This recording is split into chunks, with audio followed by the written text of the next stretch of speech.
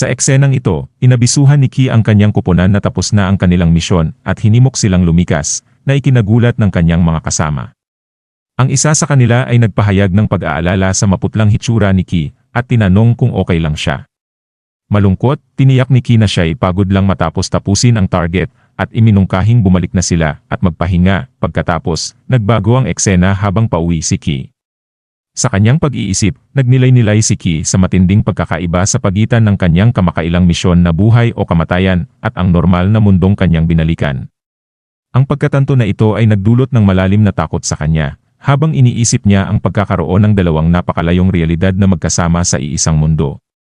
Pagkatapos, nakarating na nga si Ki sa kanilang bahay at sinalubong siya ng kanyang asawa at anak. Masiglang sumigaw ang anak sa pagdating nito, at tinanong ni Ki ang kanyang anak kung inalagaan ba niya ng mabuti ang kanyang ina, at sumagot ang anak ng oo, subalit naalala ni Ki ang muka ng bata sa kanyang naging misyon, at naalala niya na lahat ng kanyang ginawa ay para protektahan ang kanyang pamilya, at nagpatigil at nagpagulat sa kanya. Napansin ito ng kanyang anak, at tinanong nito si Ki, gayon din ang kanyang asawa, at tinanong kung okay lang ba siya. Naaling-pungatan, agad sumagot si Ki na pagod lang siya at kailangan niya ng pahinga. Pagkatapos, habang natutulog, nagising si Ki mula sa isang bangungot, balisa, dahil sa isang kamakailang pangyayari.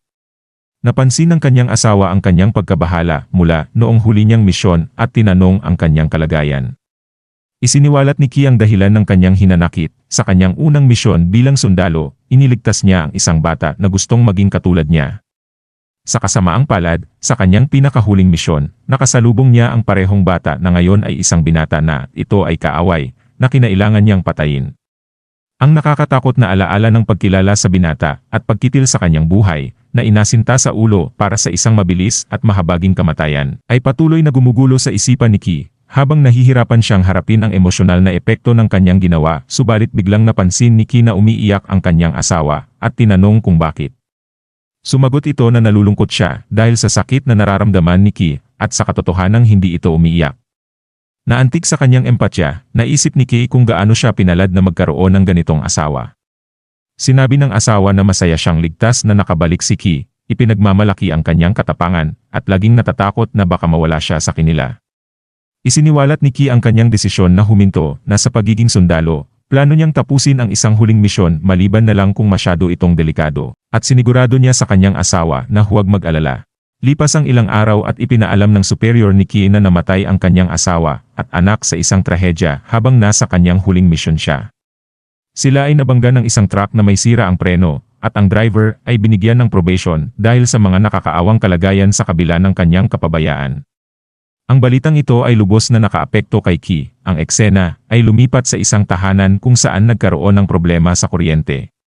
Habang tinitingnan ng isang lalaki ito, biglang may lumitaw mula sa likuran at pinatulog siya. Pagkatapos, makikita na si Ki ang dumukot sa taong responsable sa aksidente na pumatay sa kanyang asawa at anak. Hinarap ni Ki ang driver, ipinakilala ang sarili bilang asawa at ama ng mga biktima niya. At nagbanta na papatayin siya at ang kanyang pamilya kung may gagawin siyang kakaiba. Nais ni Ki ng mga tapat na sagot sa kanyang mga tanong, at sinabing ang mga sagot ng driver ang magpapasya kung magiging walang sakit o masakit ang kanyang kamatayan, at kung maliligtas ang kanyang pamilya. Ang takot na driver ay nagpaliwanag na hindi niya iniwas ang manibela dahil may maraming tao sa pedestrian lane. Ang truck ay tumatakbo na ng mabilis, at kung iniwas niya agad ang manibela, tataob ang truck at papatayin ang lahat. Kinailangan niyang gumawa ng mabilis na desisyon. Hinihingi ni Ki ang dahilan kung bakit pinili ng driver na patayin ang kanyang pamilya. Paulit-ulit na humihingi ng paumanhin ang driver, ngunit iginiit ni Ki na gusto niya ng paliwanag, hindi ng paghingi ng tawad. Habang sinisimulan na siyang saktan ni Ki, ipinaliwanag ng driver na ginawa niya ang desisyon para iligtas ang mas maraming tao, at sinabing wala siyang ibang pagpipilian. Galit na tinanong ni Ki kung mas mabababa ang halaga ng buhay ng kanyang pamilya kaysa sa iba. Ang driver, labis na natatakot at nakokonsensya, ay patuloy na humihingi ng paumanhin. Sinabi ni Ki sa driver na baka ganoon din ang naging desisyon niya kung siya ang nasa posisyon ng driver. Nakiusap ang driver para sa kaligtasan ng kanyang pamilya. At tiniyak ni Ki na hindi niya sila sasaktan. Nang tanungin ni Ki kung bakit siya umiiyak, humahagulgol ang driver at ipinahayag ang kanyang matinding kalungkutan at takot na tumatangis sa trahedya ng sitwasyon.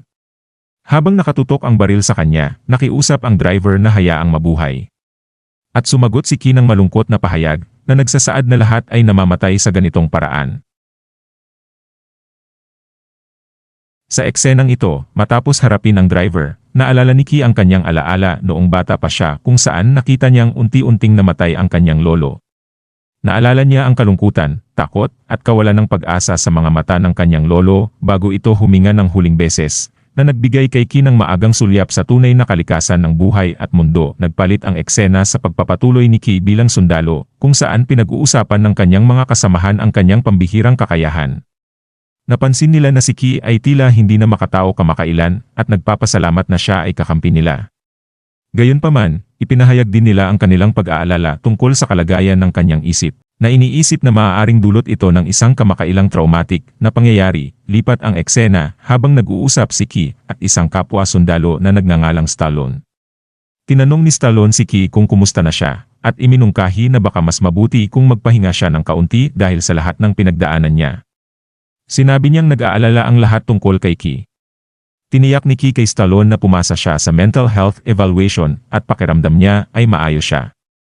Pinayuhan siya ni Stallone na huwag masyadong magpagod, na binanggit na si Ki na lang ang natitirang miyembro ng kanilang koponan. Tinanong ni Ki si Stallone kung mayroon siyang dahilan para mabuhay, at sumagot si Stallone na nabubuhay lang siya ng walang espesyal na dahilan. Pagkatapos, nagtanong siya kung si Ki ay nakaduty bilang bantay at kung ano ang ginagawa nito doon. Sinabi ni Ki kay Stallone na dahil pinagmamasdan niya ang isang tupa. Nakita ni Stallone ang tupa at napansin ang sugat sa likod na paa nito, na ipinaliwanag ni Ki na kinagat ng lobo habang inaatake ang kawan ng mga tupa. Nabuhay ang tupa dahil sa isang protektibong ram na lumaban sa lobo na isinakripisyo ang sarili. Hinangaan ni Stallone ang katapangan nito, at sinabi ni Ki na pinagmamasdan niya ang tupa habang namamatay ito at balak niyang manatili hanggang sa huling sandali nito. Dahil sa labis na kalungkutan, upang magpatuloy sa panonood, hiniling ni Ki kay Stallone na umalis na lang muna ito. Lipat ang eksena, ang grupo ni Ki ay nahaharap sa problema mula sa kanilang kaaway.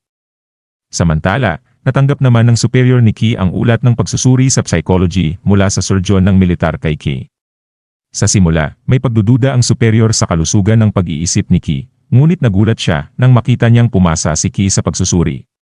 Napagtanto niyang nakuha ni Ki ang nais na resulta sa pamamagitan ng pagmanipula sa pagsusulit. Alam niya kung paano sasagutin ang mga tanong upang makuha ang nais na resulta nito. Nagpalit ang eksena at makikita si Ki na sumisigaw kay Stallone sa gitna ng kaguluhan. Idineklara ni Ki na ang halaga ng buhay ay isang ilusyon lamang na gustong paniwalaan ng mga tao na walang lohika o dahilan dito. Ipinaliwanag niya na dahil ang buhay ay sa huli ay walang kabuluhan, dapat itong isabuhay ng lubos. Ipinahayag ni Ki na dapat tamasahin ng malalakas ang kanilang pagiging mataas bago sila mamatay, habang ang mahihina ay dapat magpakahirap bago sila mamatay. Nalilito at nabigla si Stallone, tinatanong kung ano ang pinagsasabi ni Ki. Pagkatapos, tinanggal ni Ki ang kanyang helmet at sumigaw na siya ay malaya na. Nataranta si Stallone at sinigawan siya na isuot ulit ang helmet at tinanong kung ano ang ginagawa niya. Naghanda si Ki ng granada at pagkatapos itong ihagis, direktang sumugod siya sa kalaban. Agad na tumawag si Stallone sa radyo, iniulat na may mali kay Ki at tumatakbo ito papunta sa kalaban at ipinahayag na susundan niya ito. Sa gitna ng usok, ipinahayag ni Ki na naunawaan na niya ang pinakamataas na anyo ng kataas-taasang kapangyarihan para sa mga nilalang, ang kakayahang kitlin ang buhay ng iba. Naniniwala siya na ang kakayahang magpasya sa buhay at kamatayan ay ang tanging tunay na kahulugan na maaaring magkaroon ang buhay. Pagkatapos makaligtas sa sagupaan, nakita ni Ki si Stallone at pumosisyon bilang isang boksingero, sinasabing matagal na mula ng huling beses siyang nagboksing. Pagkatapos, inilarawan ni Ki ang kanyang mga iniisip, binibigyang diin ang pangunahing katangian ng labanan ng walang armas. Nakikita niya ito bilang isang dalisay na paglalabanan ng mga nilalang, bawat isa ay nagtatangkang patunayan ang kanilang pangunahing kataas-taasan.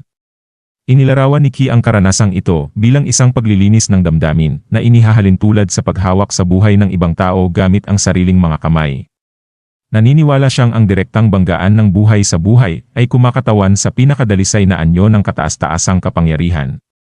At dito na po natatapos ang yugtong ito. Maraming salamat po, mag-like at subscribe para sa susunod na kabanata. Hanggang sa muli.